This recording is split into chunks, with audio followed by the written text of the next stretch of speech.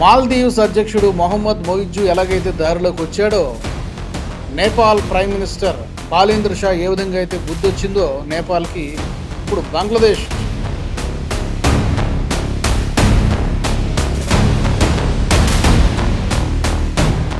Bangladesh culturally, politically, అన్ని విధాల emotionally మనకి ఇండియాతో.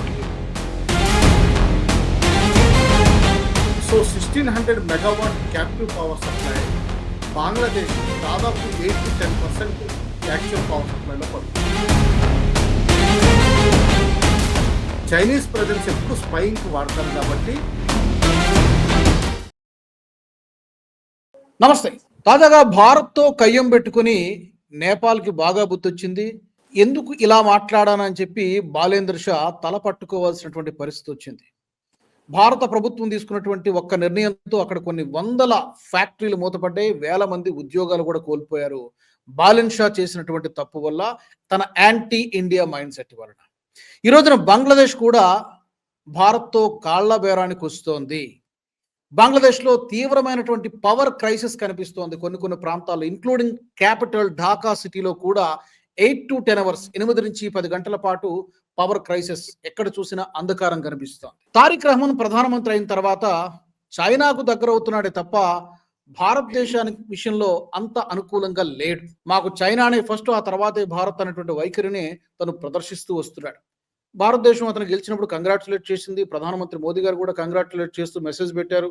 ఇదంతా జరిగింది. బంగ్లాదేశ్లో ఇప్పుడు ఏం జరుగుతోంది? బంగ్లాదేశ్కి ఇప్పుడు భారత్తో కాలబేరానికి ఎందుకు వస్తోంది? ఏ విషయాలలో బంగ్లాదేశ్ భారతదేశం పైన ఆధారపడి ఉంది? ఈ విషయాల గురించి ఈ డిస్కషన్ మనం మాట్లాడదాం. నాతో జాయిన్ అవుతున్నారు విశ్లేషకులు వివి రావు గారు. నమస్తే. నమస్తే రావు గారు. చెప్పండి. నేపాల్కి పొగరు అణిచేసింది భారత్, మనతో కయ్యం పెట్టుకున్నారు. దెబ్బ పడితే కానీ జ్ఞానోదయం అవ్వదన్నట్టుగా నేపాల్కి బుద్ధి వచ్చిందని నేను అనుకుంటున్నాను. బాలేంద్ర షా యాటిట్యూడ్ తోటి చాలా వరకు అప్పుడు రాజీనామా చేయాల్సిన పరిస్థితి, జంజీ ఉద్యమాలు అవన్నీ కూడా నడుస్తున్నాయి, మనం చూసాం. రైట్.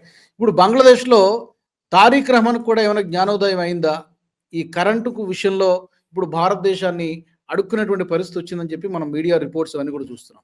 యాక్చువల్ సిచ్యువేషన్ ఏంటి సార్? యాక్చువల్గా ఇప్పుడు బంగ్లాదేశ్లో ఈ మధ్య జూలై 21 ఏదో పెద్ద ఒక ఫైర్ యాక్సిడెంట్ జరిగింది అంటున్నారు. అక్కడి నుంచి కూడా ఈ పవర్ క్రైసిస్ మొదలైందని చెప్తున్నారు. What is going on? Power crisis అన్నది ముందరే మొదలైందండి. ఫస్ట్ థింగ్ దానికి వద్దాం. దాని గురించి క్లుప్తంగా డిస్కస్ చేసుకుందాం. అదాని పవర్ తోటి 2017లో sovereign Bangladesh government India mediator కింద ఒక అగ్రిమెంట్ చేసుకుంది. అందులో 1600 megawatts captive coal plant establish చేసి డెడికేటెడ్ ట్రాన్స్మిషన్ లైన్స్ ద్వారా బంగ్లాదేశ్కి పవర్ సప్లై చేయడం. అయితే ఇప్పటి వరకు బాగానే నడిచింది. ఇప్పుడు ఎప్పుడైతే యూనస్ గారి గవర్నమెంట్ వచ్చిందో దాని మీద ఆడిట్ చేస్తున్నట్టు, అందులో ఓవర్ ప్రైసింగ్ అయినట్టు వాళ్ళు ఆరోపణలు చేశారు. అయితే కొంతకాలం పేమెంట్స్ ఆఫ్ చేశారు, అది సెటిల్ అయ్యేంత వరకు. దానివల్ల అదానీ గారు కూడా కొంతవరకు థ్రెటన్ చేయాల్సి వచ్చింది. మీరు పేమెంట్ చేయకపోతే మేము పవర్ సప్లై ఆఫ్ చేస్తాం.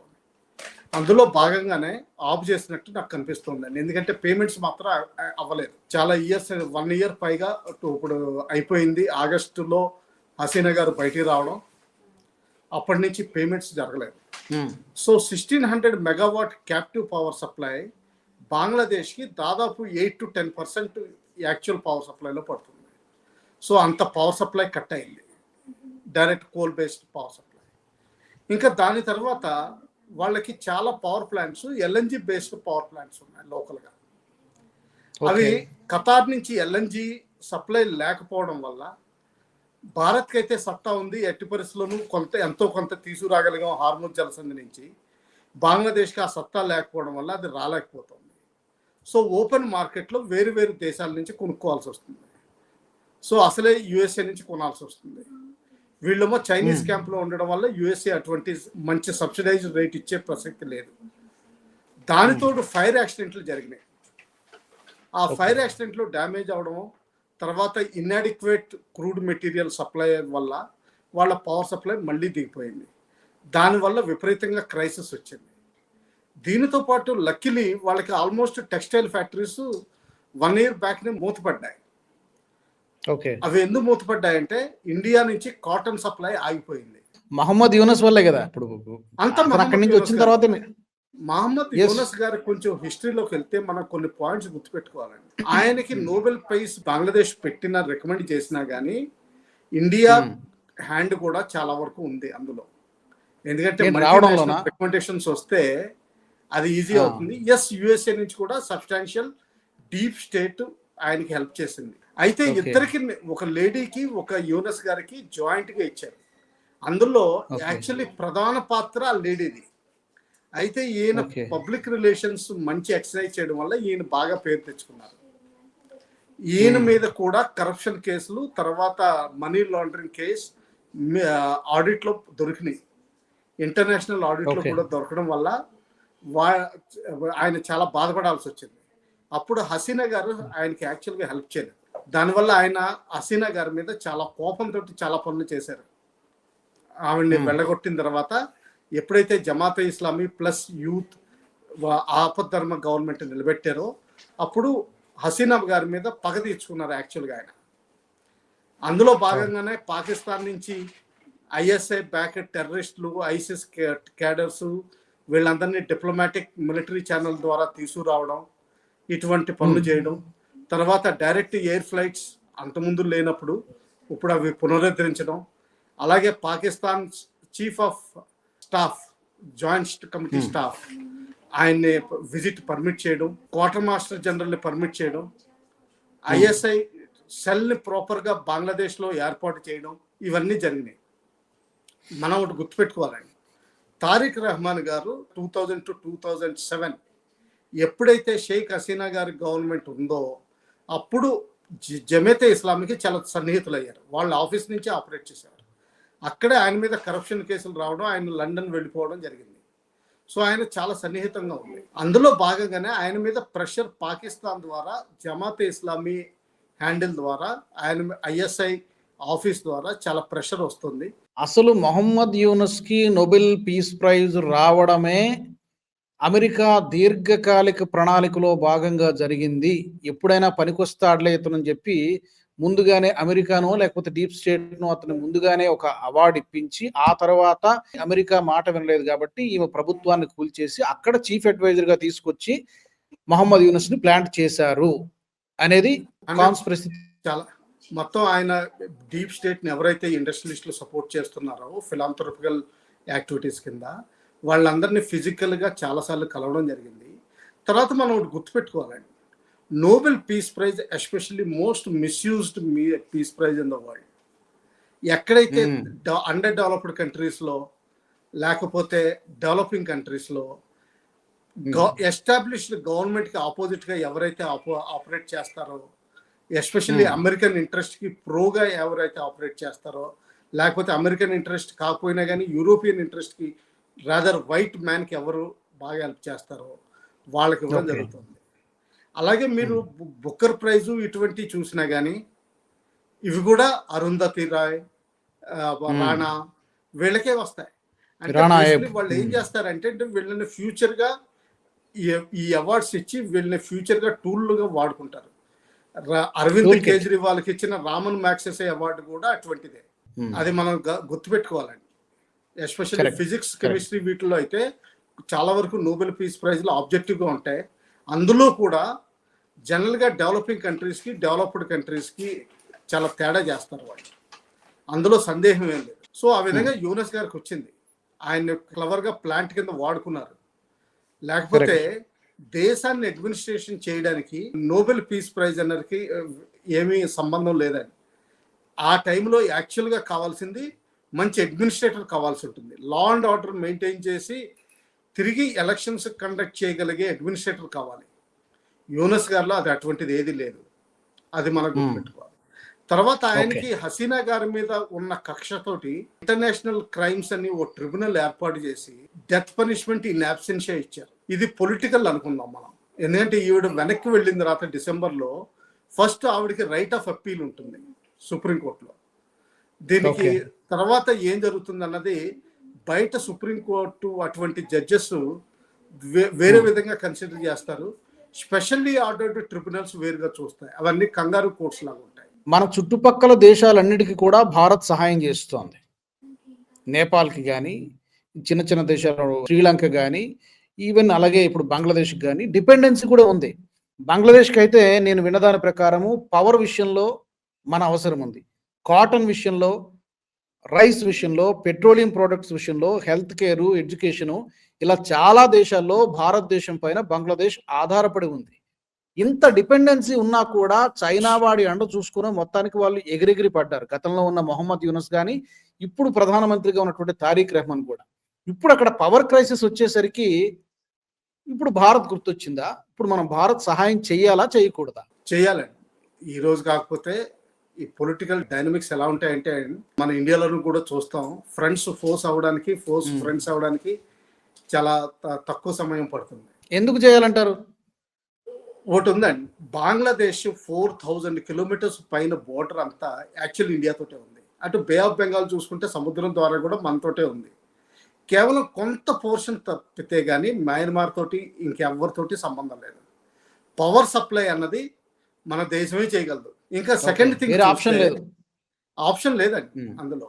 పవర్ జనరేషన్ మన ఇండియాలో ఉన్న కెపాసిటీ వాళ్ళు చేయలేరు. ఎందుకంటే వాళ్ళ దగ్గర కోల్ బెల్ట్ లేదు.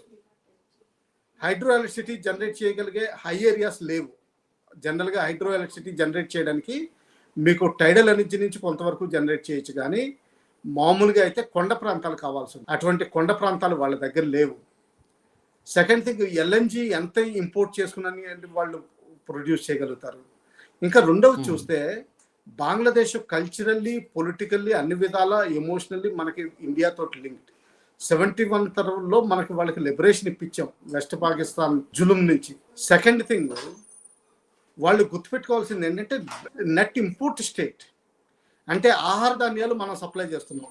ఆల్రెడీ మీడియాలో వచ్చిన కథనాల ప్రకారమే కనీసం 2 సార్లు 50,000 టన్నులు సబ్సిడైజ్డ్ రేట్లో ఇచ్చాం. తర్వాత తీస్తా రివర్, బ్రహ్మపుత్ర నది, గంగా నది, వాళ్ళు పద్మా నది అంటారు, ఇవన్నీ భారతదేశం నుంచే బంగ్లాదేశ్లోకి వెళ్తున్నాయి.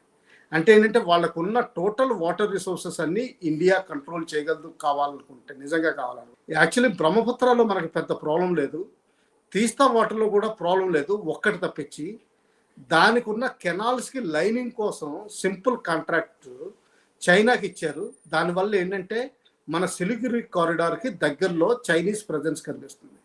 చైనీస్ ప్రజెన్స్ ఎప్పుడు స్పైయింగ్కి వాడతారు కాబట్టి మన సిలిగురి కారిడార్, చికెన్ నెక్ అని ఏదైతే అంటామో అక్కడ మనకి థ్రెట్ పెరుగుతుంది. రెండవది గంగా నది వాటర్స్, దానికి అగ్రిమెంటు ఈ నవంబర్లో ఫినిష్ అయిపోతుంది. అది రెన్యూవల్కి వస్తుంది. అందులో వాటర్ ఎక్కువ సప్లై చేయడం వల్ల మన కలకత్తా పోర్టు సిల్టింగ్ అయిపోతుంది. దాన్ని డీసిల్ట్ చేయాల్సిన అవసరం వస్తుంది, ఎందుకంటే నీరు సరిపోవట్లేదు మన హుగ్లీ నదిలో. సో అందుకని మనకి ఎక్కువ వాటర్ కావాలి. ఇది నెగోషియబుల్ ఇన్స్ట్రుమెంటు. ఇంకా కల్చరల్లీ అంటారా, వాళ్ళకి మెడికల్ ఎయిడ్ దగ్గర నుంచి, ఎందుకంటే మ్యాక్సిమం మెడికల్ ఎయిడ్ వాళ్ళు వెస్ట్ బెంగాల్ వస్తారు, కొంతవరకు అస్సాం కూడా వెళ్తారు. తర్వాత ఎడ్యుకేషన్, తర్వాత ఎంప్లాయ్మెంట్. దాదాపు ఇండియాలో నా అంచనా ప్రకారం 1,20,00,000 మంది పైగా బంగ్లాదేశీలు ఉన్నారు. నేషనల్ సిటిజన్ రిజిస్టర్ చేయండి, పాపులేషన్ రిజిస్టర్ చేయండి, సరి చేయండి. అందులో చాలామంది అబ్జార్బ్ అయిపోయారు. వాళ్ళు లేకపోతే సగం పనులు మనవి కూడా అయిపోతాయి. ఎస్పెషల్లీ మీరు చెప్పే లెక్క అఫీషియల్ గానా, అన్అఫీషియల్ గానా ఎంతమంది? 1,20,00,000 బంగ్లాదేశీస్. ఇది అధికారిక లెక్కలా? అధికారికంగా ఒకప్పుడు తీసుకున్న స్టాటిస్టిక్స్, మీడియాలో వచ్చిన వాళ్ళందరూ లీగల్ గానే వచ్చారంటారా, లేకపోతే చొరబడతారు? ఇల్లీగల్ గా వచ్చారు, సెటిల్ అయిపోయారు. ఇల్లీగల్ గా అంటే ఇంకెక్కువనే ఉంటారు నాకు తెలిసి. మీరు చెప్పిన నాకు తెలిసి 1,20,00,000 నా అంచనా కన్జర్వేటివ్ గా వేస్తున్నాను. కన్జర్వేటివ్ గా 1,20,00,000 కనీసం. అంటే మన ఇండియాలో యాక్చువల్ గా 1% పాపులేషన్ ఇది బంగ్లాదేశీ పాపులేషన్. ఈ రోజు ఢిల్లీలో అయితే మాత్రం నేను స్పష్టంగా చెప్పగలను, బంగ్లాదేశీస్ మొత్తం నిజంగా ఐడెంటిఫై చేసి వెనక్కి పంపించగలిగితే ఢిల్లీలో లో లెవెల్ జాబ్స్ కి ఎవరు దొరకరు. కాదు సార్, ఇప్పుడు మీరు ఇప్పుడు మన దేశంలో లో లెవెల్ జాబ్స్ కి దొరుకుతారా దొరకరా అనేది సెకండరీ, అండ్ దొరకరని నేను అనుకోను. ఎందుకంటే మన దగ్గర జనాభా ఏం తక్కువ లేదు. ఏ రకమైన పనులు చేయడానికైనా సిద్ధపడే వాళ్ళు కొందరు ఉండొచ్చు. 142 కోట్ల మంది జనాభాలో ఇప్పుడు మనకు లేరని చెప్పి మనం ఎవడో ఇప్పుడు సంఘ విద్రోహ శక్తుల్ని వాళ్ళని తీసుకొచ్చి ఇక్కడ పెట్టుకోవడం వల్ల మనకు అనవసరమైనటువంటి తలనొప్పులు కదా. ఇప్పుడు వాళ్ళని ఇక్కడ గుర్తించి వాళ్ళని పంపించడానికి చాలా టైం పడుతుంది. అది ఒక పెద్ద తలనొప్పి అయిపోయింది కదా మనకి. ఆ సంగతి మనం పొలిటీషియన్స్ వదిలేద్దామని. ఏంటంటే ఇప్పుడు ఓకే. ఏమవుతుందంటే ఇప్పుడు మొరాక్కో స్పెయిన్ మధ్యన మొన్న నడిచినట్టు బంగ్లాదేశ్ ఒకవేళ వాళ్ళు బెటర్ ఆపర్చునిటీస్ ఫర్ లైఫ్, వాళ్ళకి సర్వైవల్ ప్రాబ్లమ్. ఆ సర్వైవల్ ప్రాబ్లం వస్తే బర్మా వెళ్ళలేరు, ఇండియానే రావాలి. లేకపోతే బోట్లో మొన్న 500 కరెక్ట్ సార్, నేను అనేది ఒకటే, దానికి రెగ్యులేషన్ లీగల్ గా రావాలి కదా అంటున్నాను నేను. లీగల్ గా వస్తే ఇబ్బంది లేదు, లీగల్ గా వస్తే ప్రాబ్లం కదా. వర్క్ పర్మిట్ సిస్టమ్ చేయాలి, కొంచెం చెయ్యాలి. పెద్దన్నగా ఏమవుతుందంటే అండి, కొన్ని రెస్పాన్సిబిలిటీస్ మనకు పెరుగుతాయండి. అవి మనం కొన్ని తట్టుకోవాల్సి ఉంటుంది చిన్న దేశాలతోటి. అవి కొంచెం ఇంబ్యాలెన్స్డ్ అవ్వచ్చు. నా దృష్టిలో ఏంటంటే మంచి రిలేషన్స్, మంచి కంట్రోల్ మెయింటైన్ చేయడానికి యాక్చువల్గా బంగ్లాదేశ్ కూడా ఇది రియలైజ్ అవ్వాలి. ఇండియా మీద 100% డిపెండెన్సీ వాళ్ళది ఉందండి ఈ రోజున, అందులో సందేహం ఏం లేదు. చైనా తోటి కానివ్వండి, చైనా వాళ్ళకి యాక్చువల్గా ఆర్మ్ ఫోర్సెస్ మెయింటైన్ చేయాల్సిన అవసరం లేదు. ఇండియా తోటి ప్యాక్ చేసుకుని భూటాన్ లాగా ప్రొటెక్టరేట్ అయ్యి వాళ్ళ కంట్రీలో పాపులేషన్ చూసుకోవడం బెటర్. హెల్త్ కేర్ మీద, ఎడ్యుకేషన్ మీద, ఇన్ఫ్రాస్ట్రక్చర్ మీద ఫోకస్ చేయడం బెటర్. వాళ్ళు మనకి ఇన్ఫ్రాస్ట్రక్చర్ డెవలప్మెంట్కి రోడ్ అండ్ రైల్ నెట్వర్క్ మనకి ఇస్తే బంగ్లాదేశ్లోంచి దారి థాయిలాండ్, లాఓస్, కంబోడియా, వియత్నాం ఇక్కడ వరకు వెళ్ళిపోవచ్చు. అలాగే దక్షిణంగా మనం మలేషియా, సింగపూర్ టచ్ చేయొచ్చు. సో ఇటువంటి స్కోప్ ఉన్నప్పుడు సార్క్ ద్వారా కానివ్వండి, బయోలెటరల్ కానివ్వండి, వాళ్ళు కూడా రిలీజ్ అవ్వాలి. ఇండిపెండెన్స్ తర్వాత 1971 తర్వాత వాళ్ళల్లో ఫండమెంటలిస్ట్ ఫోర్సెస్ని ఐఎస్ఐ ఎంకరేజ్ చేయడం మనం కొంచెం ఇగ్నోర్ చేసాం. అంటే అది పట్టుకోలేదు మనం. దానివల్లే మెజారిటీ 6 months బ్యాక్నే మెజారిటీ వచ్చిన గవర్నమెంట్ వైదొలిగి ఫారిన్ కంట్రీకి వెళ్ళిపోవాల్సిన అగత్యం ఏర్పడడం అదొక ఇంటెలిజెన్స్ ఫెయిల్యూర్ కింద చూసుకోవచ్చు మనం. అందులో డౌట్ లేదు. బంగ్లాదేశీస్ కూడా వాళ్ళు కూడా చెప్పాల్సింది మనకి ప్రాబ్లమ్స్ వస్తున్నాయని, అది చూసుకోవాల్సింది. సో ఓవరాల్ ఏంటంటే బంగ్లాదేశ్ మనతోటి కానీ డిఫెన్స్ కోఆపరేషన్ చేయడం అన్నది చాలా తప్పు చేస్తున్నారు. అలాగే రష్యా న్యూక్లియర్ రియాక్టర్ తీసుకుని మన ఇండియా కూడా ఫాస్ట్ బ్రీడర్ రియాక్టర్ తక్కువ ఖర్చుతోటి రూపీ వాల్యూలో మనం కట్టగలం. అది వాళ్ళు ఎక్స్ప్లాయిట్ చేయాల్సింది మన సన్నిహితంగా ఉండి. అది వాళ్ళు చేయట్లేదు. అన్ఫార్చునేట్లీ వాళ్ళు హోప్ఫుల్లీ తారీఖ్ రహమాన్ గారికి మాల్దీవ్స్ ప్రెసిడెంట్కి బుద్ధి ఎలా వచ్చిందో ఆయనకు కూడా బుద్ధి వస్తుందని నా అభిప్రాయం. కాకపోతే కొంత సమయం పడుతుంది. మాల్దీవ్స్ ప్రెసిడెంట్ మొహమ్మద్ మొయిజీకి బుద్ధి వచ్చింది దెబ్బ తగిలిన తర్వాత. అదే చెప్తున్నాను నేను స్టార్టింగ్ లో, దెబ్బ తగిలితే గానీ దెయ్యం దారికి రాదన్నట్టుగా ఒకసారి దెబ్బ తగిలితే అప్పుడు తత్వం బోధపడుతుంది, జ్ఞానోదయం అవుతుంది. మొహమ్మద్ మొయిజ్ మాల్దీవ్స్ ప్రెసిడెంట్. నేపాల్ ప్రెసిడెంట్, ఇప్పుడున్నటువంటి ప్రెసిడెంట్ బాలేంద్ర షా కూడా కొంత బుద్ధి వచ్చిన అనుకుంటున్నాను. కాలాపాని ఇష్యూ గురించి పాజిటివ్ స్టేట్మెంట్ ఇచ్చారు. మ్యూచువల్లీ డిస్కస్ చేసుకుని మాకు ఒరిజినల్ డాక్యుమెంట్ దొరకట్లేదు, 1816 treaty with east India company, అది అందుకని చెప్పి బయోలేటరల్ నెగోషియేషన్స్ మీద రిజాల్వ్ చేద్దామని ఆయన లైన్కి వచ్చారు. అది అవసరం, లైన్కి వచ్చారు, దానికి రావాలి. ఎందుకంటే వాళ్ళకి అవసరం కదా. నేపాల్ వాళ్ళ కంట్రీ అంతా మనం స్నేహపూర్వక సంబంధాలు అనేది మనకంటే ఎక్కువగా వాళ్ళకి అవసరం, చిన్న దేశాలు. సో అది వాళ్ళు దే షుడ్ రియలైజ్. మీరు ఇప్పుడు తారీఖ్ రహమాన్కి ఏమన్నా మరి ఇప్పుడు అవసరం ఉంది కాబట్టి ఇలా మాట్లాడుతున్నాడా? వస్తారండి ఈ రోజు, కాకపోతే రేపు లైన్లోకి రాక తప్పదు. ఎందుకంటే ఫరాక్ బరాజు మన దగ్గర ఉంది. అలాగే తీస్తా వాటర్ కూడా మనం కంట్రోల్ చేయగలం. బ్రహ్మపుత్ర వాటర్ కూడా ఇప్పుడు ఈ రోజు కాకపోయినా కానీ ఒక 10 ఏళ్లలో మనం కంట్రోల్ చేసే స్థితికి వస్తాం. వాళ్ళకి ఫుడ్ గ్రెయిన్స్ ఎప్పుడు అవసరం, ఫిష్ అవసరం, ఎగ్స్ అవసరం, వెజిటబుల్స్ అవసరం, షుగర్ అవసరం, కాటన్ అవసరం, సో పవర్ సప్లై అవసరం. సో దానివల్ల ఏంటంటే వాళ్ళు మనతోటి సత్సంబంధాలు నెలకొల్పుకుంటేనే వాళ్ళకి మేలు. అలాగే వాళ్ళ ఎగ్జిస్టెన్స్ ఉంటుంది, లేకపోతే ఎందుకంటే మనం కంఫర్టబుల్ గా ఉంటుంది. అది వాళ్ళు హోప్ఫుల్లీ రిలీజ్ అవుతారని చూద్దాం. వి హోప్ అది వాళ్ళకే మంచిది, మనకు కాదు, వాళ్ళకే మంచిది. చైనా వాడు అండ చూసుకొని రెచ్చిపోతే ఇలాగే బొక్క బోర్లా పడతారు. మనం గనక పీక నొక్కేస్తే వాళ్ళ మొత్తం వాళ్ళ బంగ్లాదేశ్ కి అంధకారం అయిపోయే పరిస్థితి వస్తుంది. Anyway, thank you very much Rao గారు, ధన్యవాదాలు, థ్యాంక్ యూ. మాల్దీవ్స్ అధ్యక్షుడు మొహమ్మద్ మొయిజు ఎలాగైతే దారిలోకి వచ్చాడో, నేపాల్ ప్రైమ్ మినిస్టర్ బాలేంద్ర షా ఏ విధంగా అయితే బుద్ధి వచ్చిందో నేపాల్కి, ఇప్పుడు బంగ్లాదేశ్ ప్రైమ్ మినిస్టర్ తారీఖ్ రహమాన్కి కూడా బుద్ధి వచ్చినట్టుగానే కనబడుతోంది. భారత్తో కాళ్ళబేరానికి వస్తున్నాడు. మా దేశం చీకటైపోతోంది, మేము మునిగిపోతున్నాం, మాకు పవర్ లేదు, మాకు దయచేసి సహాయం చేయండి అని చెప్పి ఈ రోజున భారతదేశాన్ని అడుక్కునేటువంటి పరిస్థితికి వచ్చింది. భారతదేశం సహాయం చేస్తుందని అనిపిస్తుంది. ఎందుకంటే పూర్తిగా మనం ఇగ్నోర్ చేస్తే అక్కడ మళ్ళీ చైనా వాడు వచ్చి పాతుకుపోయేటువంటి అవకాశం ఉంటుంది. కాబట్టి చూడాలి ప్రధాని మోదీ గారు ఏం చేస్తారు. దీనికి సంబంధించి మీ ఒపీనియన్స్ని, మీ ఫీడ్బ్యాక్ని తప్పకుండా మీరు కామెంట్ సెక్షన్లో పెట్టండి. అలాగే మా దగ్గర నుంచి ఇంకా ఎలాంటి టాపిక్స్ ఎక్స్పెక్ట్ చేస్తున్నారు అది కూడా మీరు మాకు కామెంట్స్లో చెప్పొచ్చు. వీడియో నచ్చినట్లయితే లైక్ చేయండి, షేర్ చేయండి, బెల్ బటన్ పై క్లిక్ చేయండి. వచ్చే ఎపిసోడ్లో మళ్ళీ కలుసుకుందాం. జై హింద్. ఈ వీడియో మీకు నచ్చినట్టయితే లైక్ చేయండి, 10 మందికి షేర్ చేయండి. అలాగే కామెంట్ల రూపంలో మీ అభిప్రాయాలను మాతో పంచుకోండి. Nationalist hub group of channels ను సబ్స్క్రైబ్ చేసుకుని తెలుగునాట జాతీయవాద జర్నలిజాన్ని ప్రోత్సహించండి. ఈ వీడియో కింద ఉన్న బెల్ ఐకాన్ పై క్లిక్ చేయడం మర్చిపోవద్దు.